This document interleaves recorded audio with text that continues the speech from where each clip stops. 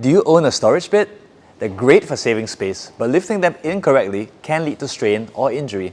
Let's show you the right way to lift your storage bed safely and effortlessly. Here's the good news. Modern storage beds are equipped with hydraulic systems to make lifting easy.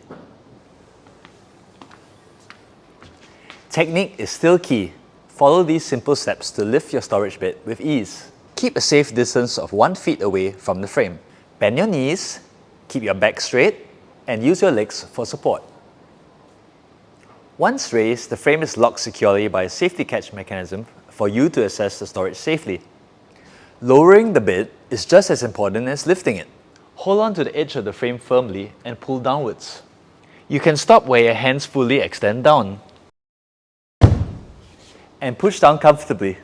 Consider using storage boxes to organize smart by grouping and labeling the type of items to enjoy a clutter-free home while ensuring the lift stays smooth and reliable. Storage beds are an amazing solution for maximizing space, but lifting them correctly is key to avoiding injury and keeping your bed in great condition. Follow us to discover how chiropractic care and ergonomic design can transform the way you live, work, and feel.